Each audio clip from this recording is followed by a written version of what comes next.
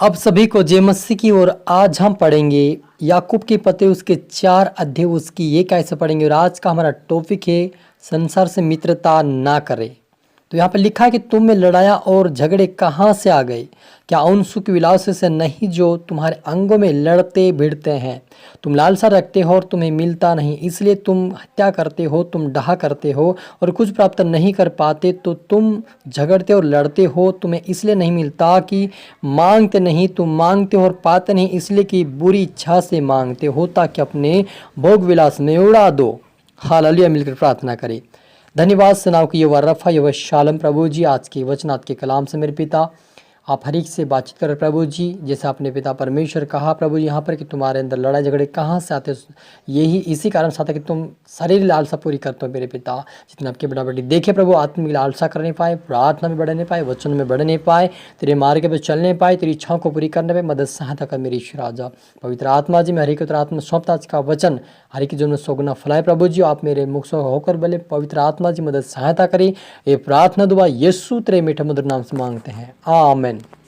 तो मेरे अजीजों, हमने यहाँ पर पढ़ा याकूब उसके 4 की ये कैसे की तुम में लड़ाया और झगड़े कहाँ से आ गए? क्या उन सुख विलासों से नहीं जो तुम्हारे अंगों में लड़ते भिड़ते हैं? तुम लालसा रखते हो और तुम्हें मिलता नहीं, इसलिए तुम हत्या करते हो, तुम डाह करते हो और कुछ प्राप्त नहीं कर पाते। तुम झगड़ते और लड़ते हो, तुम्हें इसलिए नहीं मिलता कि मांगते नहीं। तुम मांगते हो और पाते नहीं, इसलिए कि बुरी इच्छा से मांगते हो ताकि अपने भोग विलास में उड़ा दो। हालेलुया। मेरे अजीजों, यहाँ पर एक बात है जो परमेश्वर के दास है याकूब की पत्री के अंदर याकूब जो लिखता है कि तुम्हारे अंदर लड़ाई झगड़े इसी कारण से कि तुम सुख विलास करते अपने शरीर के अनुसार और वह तुम्हारे अंगों में लड़ते हैं। मेरे अजीजों, यहाँ पर ये है आत्मिक बातें बोल रहा है कि हमारे अंगों में लड़ते हैं। हम अपने हृदय में, हम अपने अंगों में अपने आप को लड़ते हैं, फिर वो बातें बाहर निकलती हैं। जब हम अपने आप से लड़ते हैं, अपने मुंह से लड़ते हैं, तब हमारे मुख से बाहर निकलता है। तो मैं कहता है कि तुम्हारे अंगों में लड़ते हो, तुम डाहा करते, विरोध करते, इसलिए तुम्हें कुछ नहीं मिलता। इसी कारण तुम क्या करते हो? डाहा और झगड़ा करते हो। और जब तुम मांगते नहीं, जब मांगते हो तो तुम बुरी इच्छा से मांगते हो। मेरे अजीजों, जब हम प्रभु से प्रार्थना करते हैं और कुछ मांगते हैं, चाहे आपके घर हो, चाहे खेती हो, चाहे आपके परिवार का बदलना हो, चाहे आपके परिवार के चंगाई के लिए आप जब मांगते हैं, जब आपको नहीं मिलता है, आपको कुछ देरी हो जाती है, साल, 1.5 साल, 2 साल, तो आप क्या करते हैं?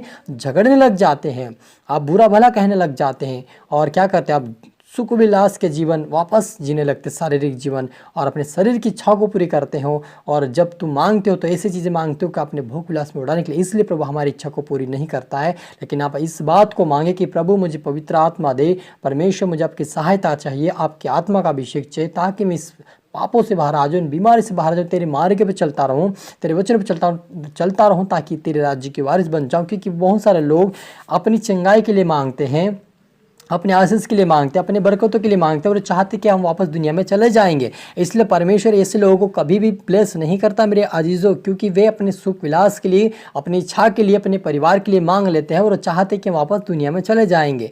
ऐसे लोगों को कभी भी आशीष नहीं मिलते, कभी भी वो बरकत नहीं पाते हैं, कभी भी वो आशीषित नहीं होते। क्यों? कि वे अपनी इच्छा के अनुसार मांग रहे हैं और बुरी इच्छा से मांग रहे हैं, ताकि वो उनकी आवश्यकता को पूरी करें और प्रभु को भूल जाए। लेकिन प्रभु नहीं चाहता कि वह आप वो प्रभु से दूर चले जाए, क्योंकि प्रभु ने आपको इसीलिए चुना था कि आप भक्ति करें, आराधना करें, उसके वचन पर चले और उसके राज्य के वारिस बने। इसलिए प्रभु ने आपको चुना है। तो आपको ध्यान देना कि आपके जीवन में यदि उत्तर नहीं आ रहा तो अपने आप को जांचे, क्या मैं गलत विचारों से तो नहीं मांग रहा हूँ? क्या मैं गलत सोच से तो नहीं मांग रहा हूँ? क्या मैं संसार में वापस जाने के लिए तो नहीं मांग रहा? आपको सोचना है, समझना है उस बात को और अपने जीवन को फिर से प्रभु के हाथ में दे। कहे कि मैं तेरे पीछे चलूँगा और मरते दम तक मैं तेरे पीछे चलूँगा, तू मुझे चंगा कर, मुझे ब्लेस कर, मेरे घर को मेरे आशीष दे, मेरे परिवार को बदल। ऐसा प्रार्थना करेंगे, प्रभु आपको दुगनी आशीष से भरपूर करेगा। हालेलुया। और लिखा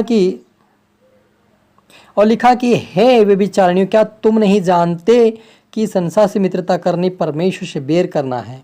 अतः जो कोई संसार का मित्र होना चाहता है वह अपने आप को परमेश्वर का बैरी बनाता है। यहाँ पे लिखा है कि यदि हम प्रभु से मांग रहे हैं, अपनी इच्छा से मांग रहे, प्रभु से अपनी इच्छाओं को पूरी करने के लिए मांग रहे हैं, और हम संसार से मित्रता करने चाहते, लोगों कहता कि वो मेरे बैरी हो, मेरे दुश्मन है, तो हम क्यों दुश्मन बने मेरे जो प्रभु ने कहा कि मांगो तो तुम इसलिए मांगो कि तुम मेरे पीछे चलो, मेरे मार्ग पे चलो, मेरे वचन पे चलो, इसलिए तुम मांगो। लेकिन हम किस लिए मांगते हैं? फिर संसार में जाने के लिए, फिर अपने शरीर की अभिलाषा को पूरी करने के लिए हम प्रभु से धन संपत्ति, खेती बाड़ी, घोड़ी और गाड़ी सब कुछ हम मांगते हैं। किसके लिए? अपने जीवन यापन करने के लिए, और हम संसार में वापस चले जाए।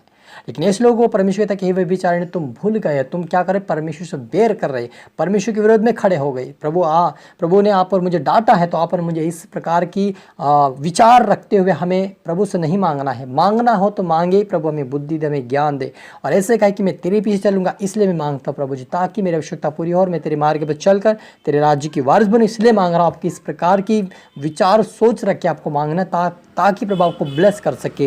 अन्यथा आज जिस प्रकार आप मांग रहे हो संसार की मित्रता होने के लिए, संसार के कामों के लिए, आपके शरीर के लिए, आपकी इच्छा और मनोकामना के लिए आप मांग रहे हैं ना, एक्चुअली लोगों को परमेश्वर को भी ब्लेस नहीं करता है।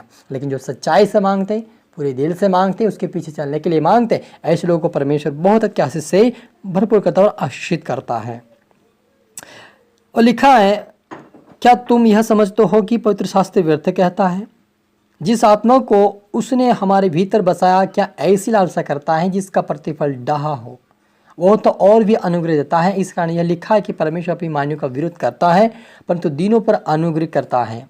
मेरे जो हमारे अंदर परमेश्वर ने वो आत्मा दिया है, जो हमें इससे बुरी लालसा वो नहीं करता है, वो डाहा नहीं करता है, लेकिन वो क्या करता है? वो आत्मा दिया है, वो अनुग्रह देता है। वो आत्मा प्रभु ने आपने मुझे दिया, इसलिए आप मुझे वो अनुग्रह की आत्मा मांगे, ताकि हम आशीष पा सके, परमेश्वर के स्वर्गीय अनंत जीवन को पा सके। वो आशीष मांगना है, क्योंकि प्रभु यीशु ने साफ कहा कि यदि तुम मेरे राज्य व धर्म की खोज करोगे, सारी दुनिया को वस्तु तुम प्राप्त करने पाओगे और तुम्हारे पीछे दौड़कर आएगी। इसलिए आप और मुझे उस खुदावन के धर्म राज्य की खोज करें, ताकि प्रभु की आशीष हमारे पीछे दौड़ कर आए और हम उसके पीछे चलते रहे, उसके मार्ग पर चलते रहे और उसके राज्य के वारिस बने जाए। हालेलुया। आइए मिलकर प्रार्थना करें। धन्यवाद पिता परमेश्वर, प्यार प्रभु जी, आज के वचन आपके कलाम से प्रभु जी आपने प्रभु हर एक से बातचीत किया। पिता आपका थैंक्स है प्रभु, जितना आपके बेटा बेटी देख रहे सुन रहे, वह आशीष पाए, वो बरकत पाए, तेरे मार्ग पर चले, वचन पर चले, तेरे नाम को जो उठाए मेरे पिता। जितना बेटा बेटे आपके देखे सुने हैं, वो आशीष पाए। आज से प्रभु ये पवित्रता का जीवन जी, प्रार्थना का जीवन जी पिता, आत्मिकता का आत्मिक पिता परमेश्वर आत्मा का जीवन मांगने पाए, आत्मिक जीवन मांगे प्रभु जी, तेरे मार्ग पे चले, तेरे राज्य तेरे धर्म की खोज करे और आपके नाम को जो उठाए से मदद सहायता करें। राजा प्रार्थना सुना आशीष के धन्यवाद प्रभु जी। ये प्रार्थना तो भाई यीशु के नाम से मांगते हैं, आमीन। तो मेरे जीजो मैं आशा करता हूँ इस वचन से प्रभु आपसे बातें किया होगा, आप दोबारा सुने, लाइक करें, शेयर करें, सब्सक्राइब करें, ताकि प्रभु आपको दुगनी आशीष दे। आप सभी को फिर से मेरी तरफ से गॉड ब्लेस यू ऑल।